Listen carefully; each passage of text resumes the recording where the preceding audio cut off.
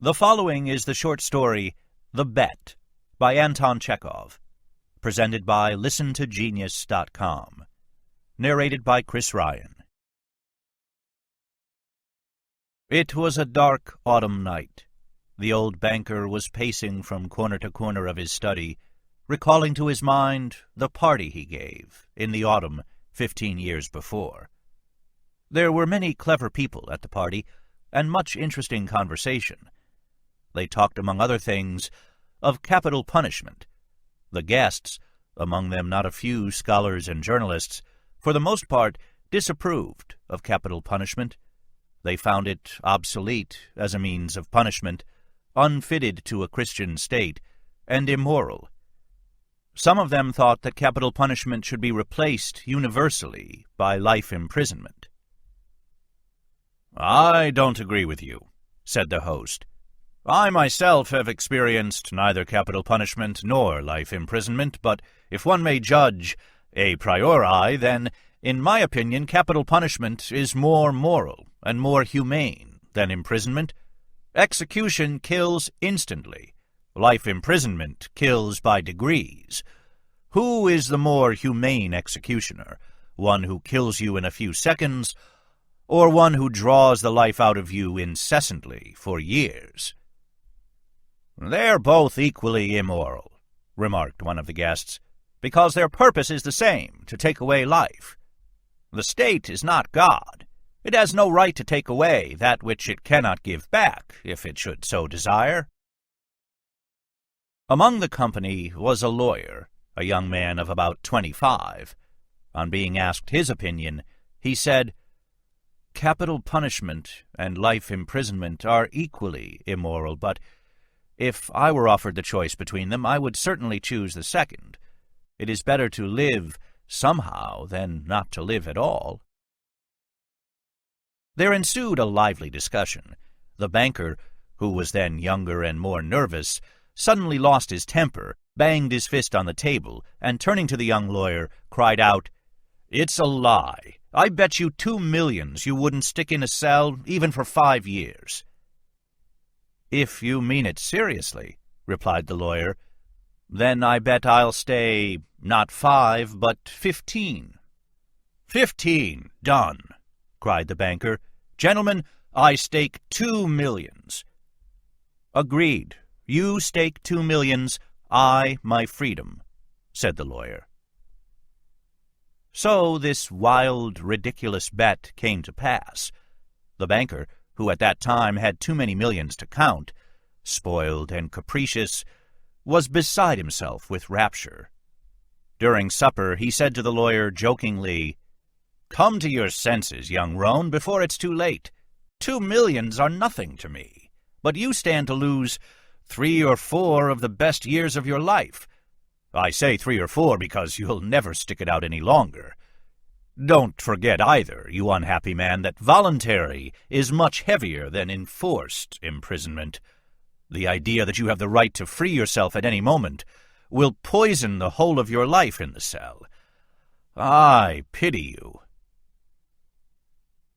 And now the banker, pacing from corner to corner, recalled all this, and asked himself, "Why did I make this bet? What's the good? The lawyer loses 15 years of his life, and I throw away 2 millions. Will it convince people that capital punishment is worse or better than imprisonment for life? No, all stuff and rubbish. On my part, it was the caprice of a well-fed man. On the lawyer's, pure greed of gold." He recollected further what happened after the evening party. It was decided that the lawyer must undergo his imprisonment under the strictest observation, in a garden wing of the banker's house. It was agreed that during the period he would be deprived of the right to cross the threshold, to see living people, to hear human voices, and to receive letters and newspapers. He was permitted to have a musical instrument, to read books, to write letters, to drink wine and smoke tobacco. By the agreement he could communicate, but only in silence, with the outside world, through a little window specially constructed for this purpose. Everything necessary, books, music, wine, he could receive in any quantity by sending a note through the window. The agreement provided for all the minutest details, which made the confinement strictly solitary, and it obliged the lawyer to remain exactly 15 years, from 12 o'clock of November 14th, 1870, to 12 o'clock of November 14th, 1885. The least attempt on his part to violate the conditions, to escape, if only for 2 minutes, before the time, freed the banker from the obligation to pay him the 2 millions. During the first year of imprisonment, the lawyer, as far as it was possible to judge from his short notes, suffered terribly from loneliness and boredom. From his wing, day and night, came the sound of the piano. He rejected wine and tobacco. Wine, he wrote, excites desires, and desires are the chief foes of a prisoner. Besides, nothing is more boring than to drink good wine alone. And tobacco spoils the air in his room. During the first year, the lawyer was sent books of a light character, novels with a complicated love interest, stories of crime and fantasy, comedies, and so on. In the second year, the piano was heard no longer, and the lawyer asked only for classics. In the fifth year, music was heard again, and the prisoner asked for wine. Those who watched him said that during the whole of that year, he was only eating, drinking, and lying on his bed. He yawned often and talked angrily to himself. Books he did not read. Sometimes at nights he would sit down to write. He would write for a long time, and tear it all up in the morning. More than once he was heard to weep. In the second half of the sixth year, the prisoner began zealously to study languages, philosophy, and history. He fell on these subjects so hungrily that the banker hardly had time to get books enough for him. In the space of 4 years, about 600 volumes were bought at his request. It was while that passion lasted that the banker received the following letter from the prisoner. My dear jailer, I am writing these lines in 6 languages.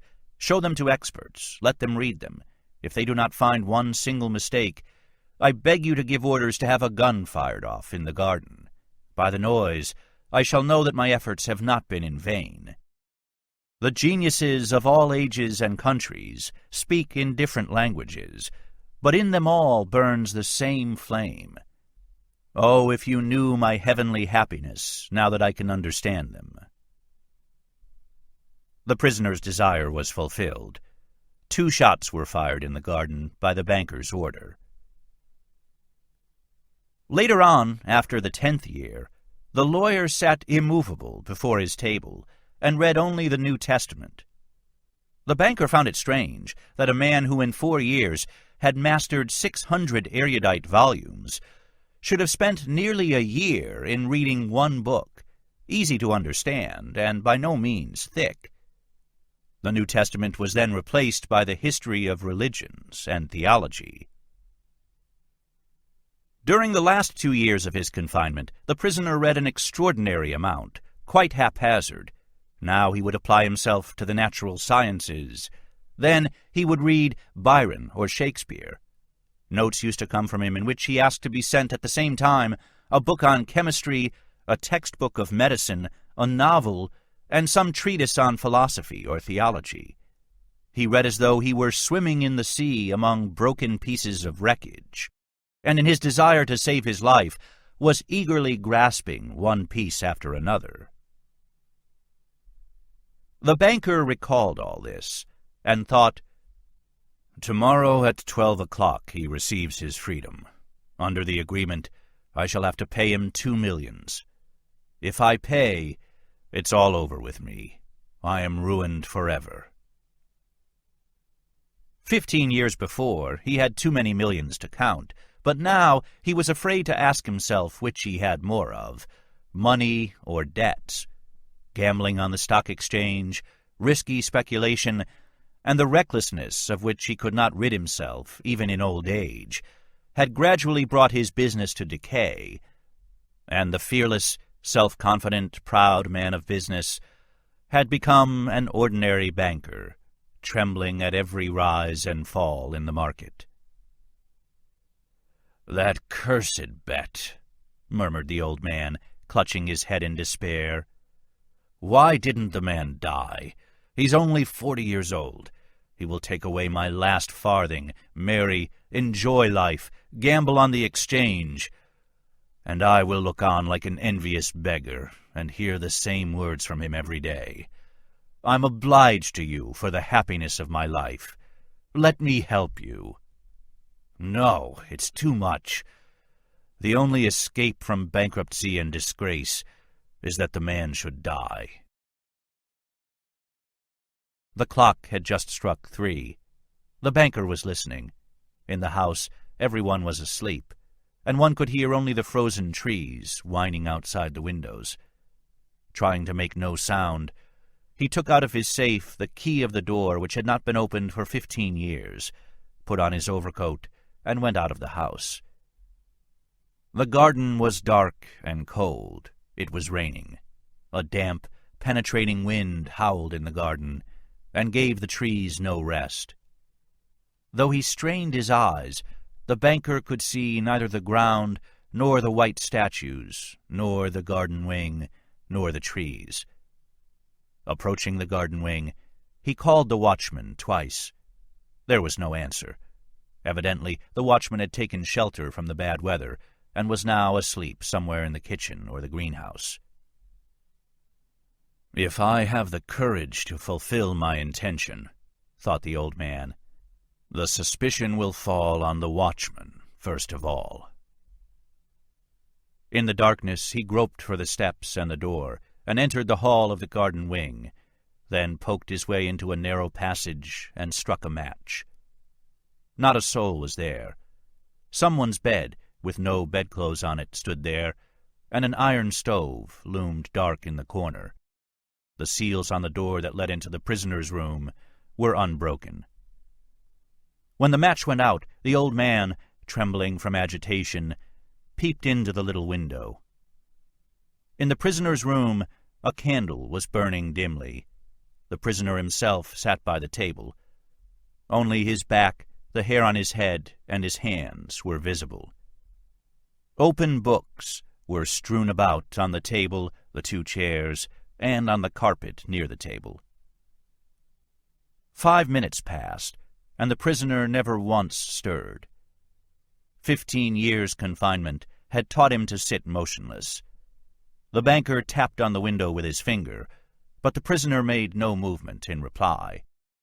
Then the banker cautiously tore the seals from the door and put the key into the lock. The rusty lock gave a hoarse groan, and the door creaked. The banker expected instantly to hear a cry of surprise and the sound of steps. 3 minutes passed, and it was as quiet inside as it had been before.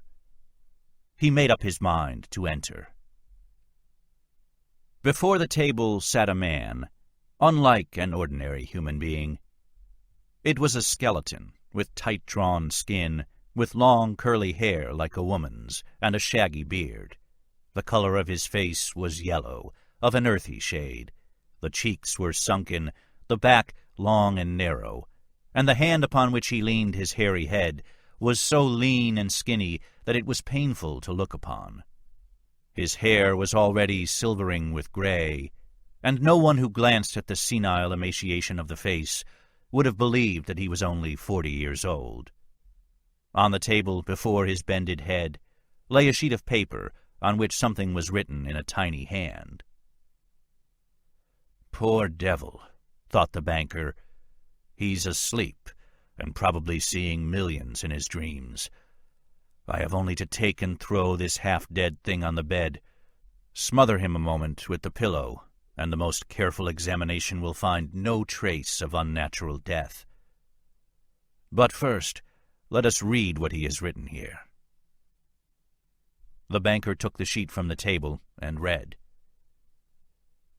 "Tomorrow at 12 o'clock midnight, I shall obtain my freedom and the right to mix with people. But before I leave this room and see the sun, I think it necessary to say a few words to you. On my own clear conscience, and before God who sees me, I declare to you that I despise freedom, life, health, and all that your books call the blessings of the world. For 15 years I have diligently studied earthly life. True, I saw neither the earth nor the people, but in your books I drank fragrant wine, sang songs, hunted deer and wild boar in the forests, loved women, and beautiful women, like clouds ethereal, created by the magic of your poet's genius, visited me by night, and whispered to me wonderful tales, which made my head drunken. In your books I climbed the summits of Elbrus and Mont Blanc, and saw from there how the sun rose in the morning, and in the evening suffused the sky, the ocean, and lie mountain ridges with a purple gold. I saw from there how above me lightnings glimmered, cleaving the clouds. I saw green forests, fields, rivers, lakes, cities. I heard sirens singing, and the playing of the pipes of Pan. I touched the wings of beautiful devils, who came flying to me to speak of God. In your books I cast myself into bottomless abysses, worked miracles, burned cities to the ground, preached new religions, conquered whole countries.